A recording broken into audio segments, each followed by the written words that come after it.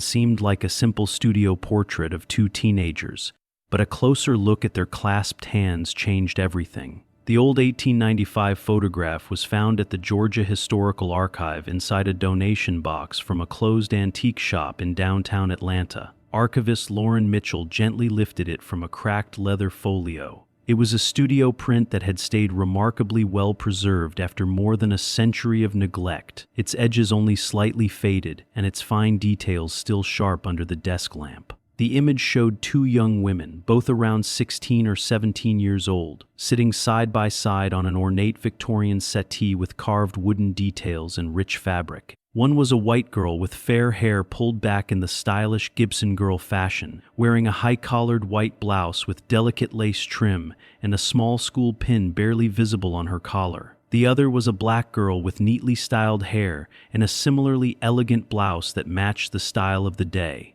They held each other's hands with fingers laced together in a warm gesture full of affection and unity that felt almost defiant for its time. In 1895 Jim Crow, Georgia, only 30 years after the Civil War, such a mixed portrait was almost unheard of and could bring real danger to the girls, their families, the photographer, and anyone connected to it. Lauren also noticed that each girl cradled a small round medallion in her free hand, held carefully in her palm as if it carried great importance and a hidden purpose. Curious and excited by the discovery, Lauren used the archive's high-resolution scanner set to 3,200 dots per inch with multiple exposure settings to capture every tiny detail without harming the original print. When she zoomed in closely on the medallions in her imaging software, she saw they were beautifully engraved with meaningful symbols. An open book representing the power of learning, a glowing oil lamp symbolizing enlightenment and truth, and two clasped hands that perfectly mirrored the girl's own pose in the photograph. Around the edge were tiny Latin words that read Scientia Illuminat, which translates to knowledge illuminates, followed by a string of coordinates. 33.749 minus 84.3880. These numbers pointed directly to an old church building in what was then Atlanta's developing black neighborhood, a place that would have been a central hub for community life and secret gatherings. Lauren spent many weeks carefully digging through old city directories, census records, newspaper archives, and the preserved ledger books from Whitmore Photography. She learned the girls' names were Catherine Henderson, a white girl whose father worked as a railroad clerk, and Sarah Williams, a black girl whose father was a printer. The photo had been taken on August 12, 1895, with a special handwritten note requesting complete privacy and no public display in the studio window, showing that everyone involved clearly understood how risky this image truly was in the segregated South. Her research soon led her to the Atlanta Female Seminary on Peachtree Street. By day it was a proper and respected school for wealthy white girls, teaching them the manners and subjects expected of young ladies at that time.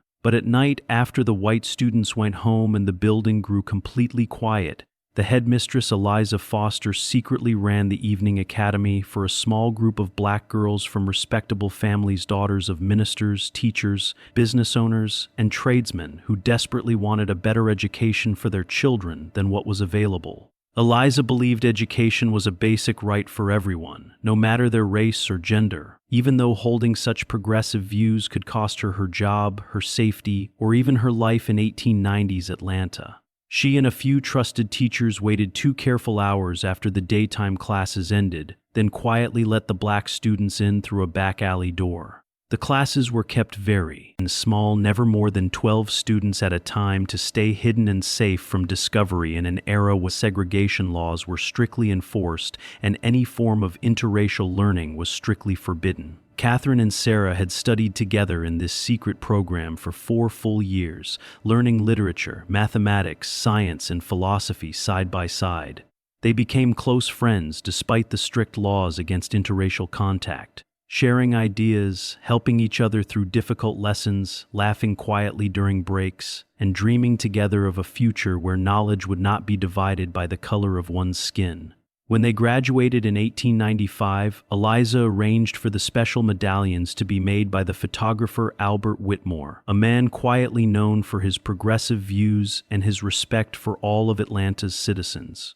These medallions were not ordinary keepsakes or simple jewelry. Each one contained different secret coordinates to safe houses, churches, and quiet spots, and across the city where graduates could continue teaching and learning without being discovered by authorities or angry neighbors. After the evening academy had to close suddenly in 1897 because of increased threats, surveillance, and rumors of scandal, Catherine and Sarah refused to give up their mission. Catherine found steady work as a private tutor for white families during the day, but in the evenings she secretly taught black students at the hidden locations marked on the medallions. Sarah returned to her own community and taught at Bethel African Methodist Episcopal Church, where she coordinated the growing network of teachers and students. The two women stayed lifelong best friends through all the years of hardship. They communicated through clever coded letters that looked like ordinary talk about books, scripture, and daily life, but actually carried important messages about meeting places, new students, book distribution, and safety warnings.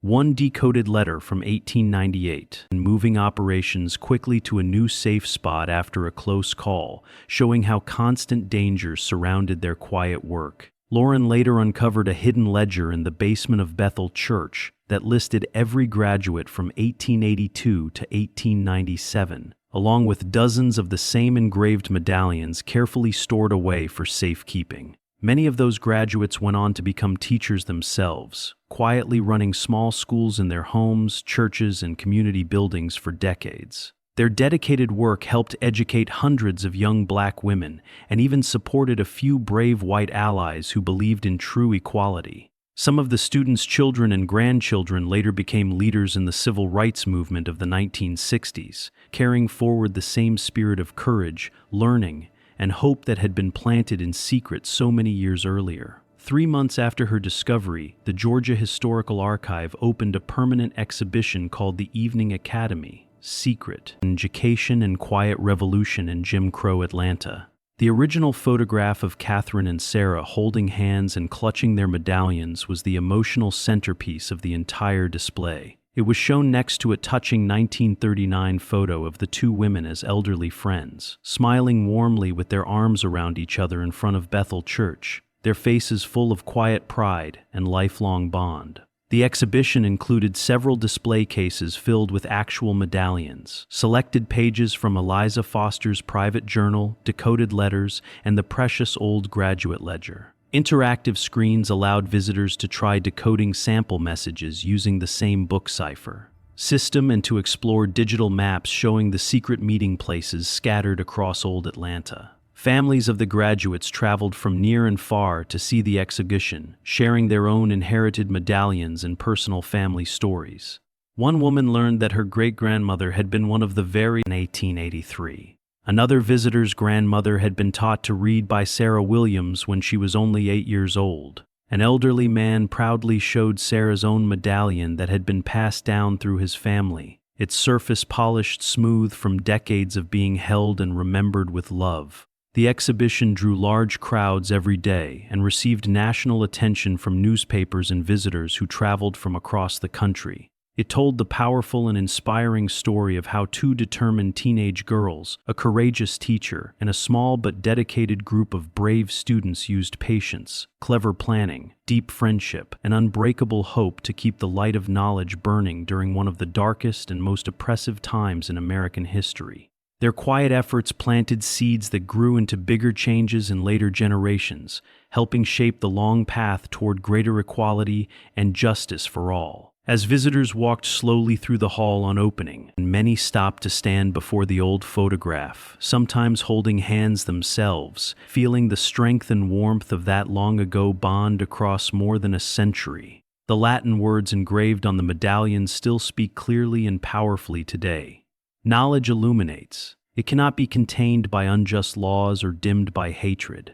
Once lit, it passes quietly from one person to another and from one generation to the next, like an eternal flame of hope, courage, and human dignity that refuses to be extinguished. Two young women holding hands and clutching their medallions had quietly sparked a light that continues to shine more than 130 years later, reminding us all of the unstoppable power of education and friendship in the face of injustice. Their remarkable story proves that even in the hardest and most dangerous times, ordinary people with courage, love, and a shared purpose can create lasting change that reaches far into the future and touches countless lives they could never have imagined. The Evening Academy may have ended long ago, but its light still illuminates the way forward for everyone who believes that knowledge belongs to all.